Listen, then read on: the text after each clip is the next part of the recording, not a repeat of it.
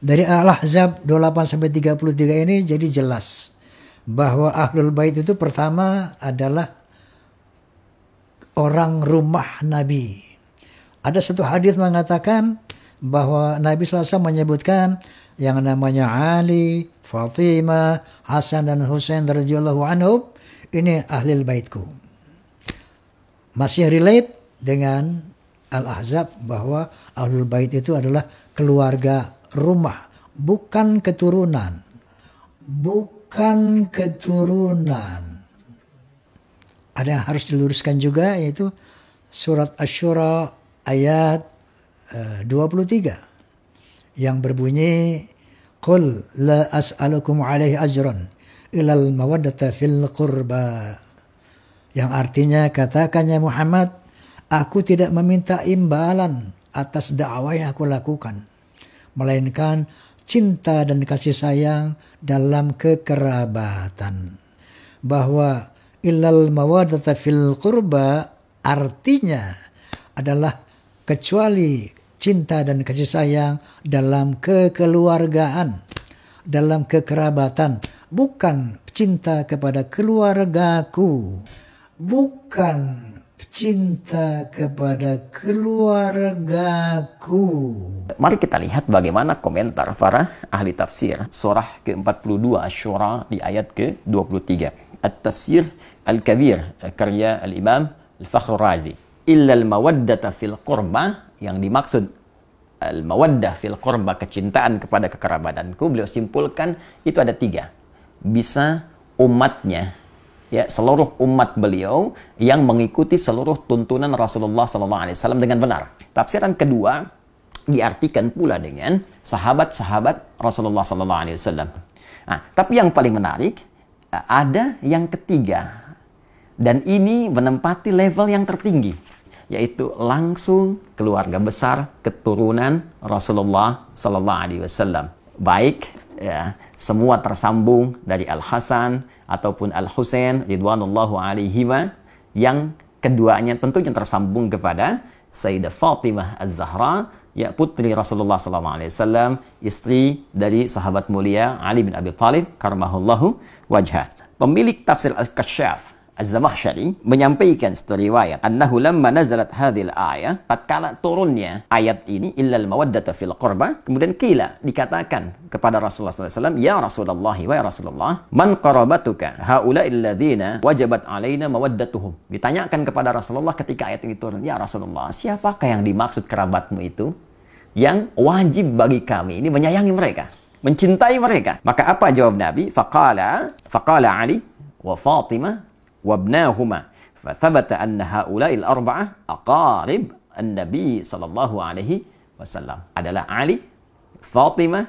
dan putra dari keduanya, dan tentunya ini mencakup keturunan-keturunan dari mereka. Maka Al-Imam Fakhr Razi, ya, mengomentari kalimat riwayat tadi, mengatakan maka dengan tetapnya keterangan ini, mereka keturunan Nabi langsung dari Ali, Fatimah, Al-Hasan, Al-Husain, ini harus menempati porsi tertinggi dari nilai kasih, cinta, perhatian, tak boleh disakiti, dari 3 golongan yang tadi disebutkan. Bahkan Imam Fakhr Razi langsung mengomentari, bahkan ini kita bisa dapati beberapa petunjuk, kata beliau. Di antara petunjuknya, la syakka anna Nabiya sallallahu alaihi wasallam kana yuhibbu Fatimata alaihi salam, qala sallallahu alaihi wasallam, Fatimatu bid'atu minni, ya, Fatimatu bid'atun minni yu'dhini ma yu'dhiha. Fatimah itu belahan diriku, belahan jiwaku. Maka siapa yang menyakitinya, dia telah menyakitiku. Siapa yang menyakitinya, dia telah menyakitiku. Dan bukankah keturunan dari Fatimah Az-Zahra belahan dari jiwa beliau juga? Bukankah Al-Hasan putra beliau, Al-Husain putra beliau? Tentu itu belahan jiwanya.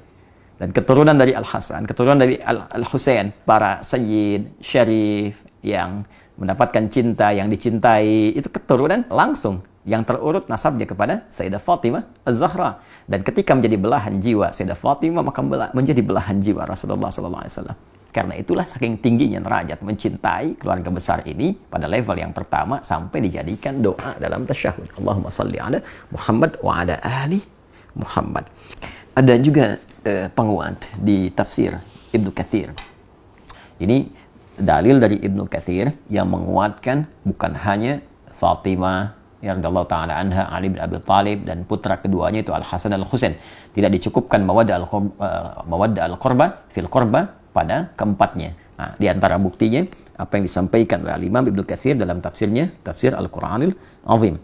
Ia berkata, "Lamma ji'a bi Ali ibn al-Husain asyara." Tatkala Ali bin Husain ditawan, maka kemudian dia dibawa ke gerbang kota Dimashq. Berdirilah seorang laki-laki dari masyarakat Syam. Faqala, dia berkata, "Alhamdulillahilladzi qatalakum wasta'salakum wa qata'a qarnil fitnah." Segala puji bagi Allah Subhanahu wa taala yang telah menghancurkan kalian dan memutus fitnah di zamanku ini.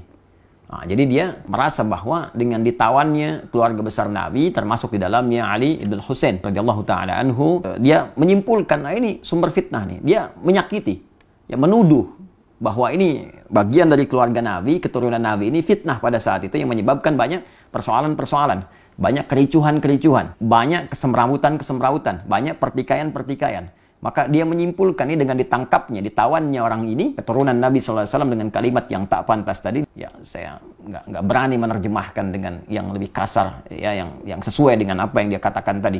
Saya mungkin katakan yang telah menangkap dia, itu ya. Kemudian, dan menghilangkan fitnah di zamanku ini. Faqala lahu Ali bin Husain. Maka Ali bin Husain berkata, "Kamu ini baca Quran nggak?" Laki-laki itu berkata, menjawab, "Naam, ya." "Aqra'ta al-Hamim?" Apa engkau pernah membaca tentang surat di dalamnya ada keluarga besar Hamim? Qala qara'tul Quran. Dia menjawab, "Aku membaca Al-Quran, walam aqra' al-Hamim." Tapi aku nggak pernah baca al-Hamim. Ada keluarga di situ yang diutamakan. Siapa keluarga itu? Maka dijawab oleh Ali bin Husain, "Qala ma qara'ta?" Apakah engkau nggak baca? Di ayat 23 tadi, "Qul la as'alukum alaihi ajran illa al-mawaddata fil qurba." Katakan Muhammad SAW, aku tidak meminta kepada kalian satu upah pun, satu materi pun, kecuali rasa cinta, rasa hormat kepada keluarga keturunan Rasulullah SAW. Qala, maka orang itu berkata, apakah kalian itu termasuk golongan mereka, keluarga Nabi SAW? Qala, na'am. Maka Ali bin Husain berkata, ya, kami termasuk golongan itu. Maka setelah mengetahui itu, dia terdiam dan tidak banyak berkomentar lagi dan mengoreksi dirinya sehingga dia menyadari kesalahan-kesalahan yang dimaksudkan. Maka dijawablah kemudian oleh Amr bin Shu'aib, yang dimaksud di ayat ini spesifik, maksudnya adalah kerabat Nabi Sallallahu Alaihi Wasallam. Jadi bila kita punya keluarga saja kita jaga, kita sayangi, maka demikian Rasulullah menjaga, menyayangi keluarga besarnya, termasuk keturunan-keturunannya. Karena itulah di dalam bahasa Arab, orang yang dicintai disebut dengan mahbub. Mahbubun, orang yang mencintai disebut dengan muhibbun. Kalau kita ingin satukan keduanya, mencintai dan dicintai, maka kalimatnya berubah menjadi habibun. Habib, orang yang dicintai, ya, orang yang sekaligus mencintai. Maka seringkali keturunan-keturunan Rasulullah itu disebut dengan habib, untuk memberikan kesan bahwa keturunan-keturunan Nabi mesti menjaga nilai mawaddah yang diturunkan langsung oleh Rasulullah dengan banyak melahirkan cinta kasih pada sesama, baik dalam bentuk amar ma'ruf ataupun nahi mungkar. Dan saat yang bersamaan ada isyarat kepada kita untuk mencintai mereka, tidak menyakiti mereka, karena menyakiti mereka juga menyakiti langsung kepada Rasulullah SAW.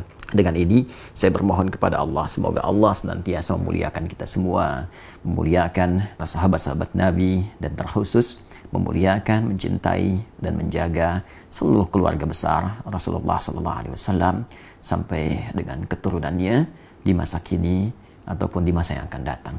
Saya pun memohon maaf jika dalam setiap tutur perilaku ada tindakan-tindakan yang boleh jadi menyakiti keluarga besar Rasulullah SAW, dan semoga maaf Anda, kasih sayang Anda menjadikan peluang yang terbuka bagi saya untuk berjumpa dengan Rasulullah SAW dalam keadaan yang gembira bersama Anda semua dalam naungan ridha Allah Subhanahu wa Ta'ala.